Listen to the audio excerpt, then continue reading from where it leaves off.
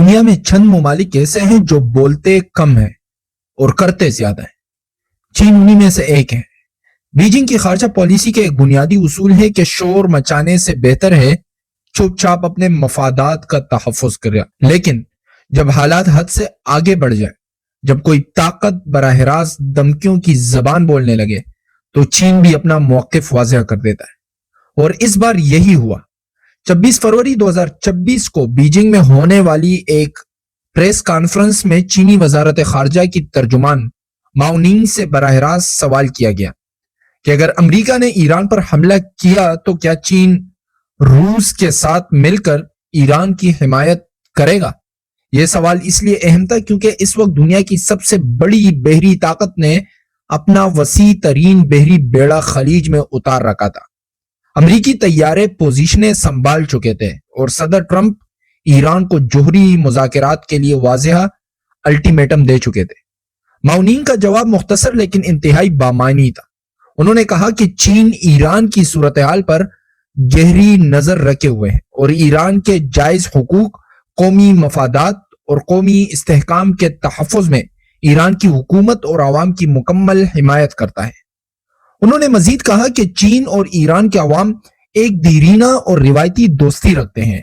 چین ہمیشہ سیاسی اور سفارتی ذرائع سے مسائل کے حل کا حامی رہا ہے اور دنیا کے کسی بھی معاملے میں طاقت کے استعمال یا دھمکی کی سختی سے مخالفت کرتا ہے۔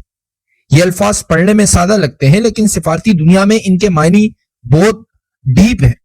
چین کی خارجہ پالیسی کو سمجھنے کے لیے ایک بات ذہن میں رکھنی ضروری ہے، بیجنگ کبھی بھی اعلانیہ کسی کا حامی نہیں بنتا جب تک اس کے اپنے اسٹریٹجک مفادات کو خطرہ نہ ہو۔ چین نے یوکرین جنگ میں بھی یہی لکیر اختیار کی، شام کے معاملے میں بھی اور لیبیا میں بھی، لیکن ایران کا معاملہ مختلف ہے کیونکہ یہاں چین کا براہ راست اقتصادی، توانائی اور جغرافیائی سیاسی مفاد جڑا ہوا ہے۔ چین ایران کا سب سے بڑا تجارتی شراکت دار ہے۔ ایران کے تیل کی سب سے بڑی خریدار چین ہے جو مغربی پابندیوں کی پرواہ کیے بغیر اس تعلق کو قائم رکھے ہوئے ہیں۔ 2021 میں دونوں ممالک نے 25 سالہ جامع تعاون کا معاہدہ کیا تھا جس میں توانائی، تجارت، سرمایہ کاری اور دفاع سمیت متعدد شعبے شامل ہیں۔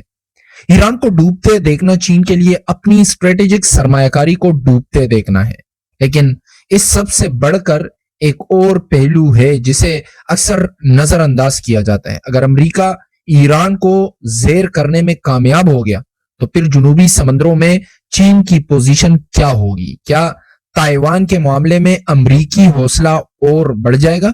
چین یہ سوچتا ہے اور اس لیے ایران کا زمین پر قائم رہنا بیجنگ کے لیے اپنی جگہ پر قائم رہنے کا حصہ ہے۔ تو کیا چین ایران کی فوجی مدد کرے گا؟ یہ وہ سوال ہے جس کا جواب ماؤنینگ نے سفارتی انداز میں دیا لیکن براہ راست نہیں دیا۔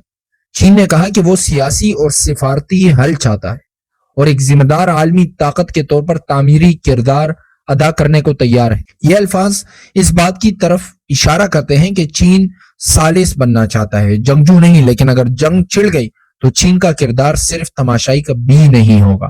تاریخ بتاتی ہے کہ چین کی خاموشی اور چین کی بے طرفی میں بہت فرق ہے۔ کوریا میں چین خاموش بیٹھا رہا یہاں تک کہ امریکی فوجیں چینی سرحد کے قریب پہنچی، پھر رات کے اندھیرے میں لاکھوں فوجیوں کے ساتھ داخل ہو گیا۔ ویتنام میں بھی یہی ہوا۔ چین عموماً آخری لمحے تک انتظار کرتا ہے لیکن جب قدم رکھتا ہے تو پوری طاقت کے ساتھ۔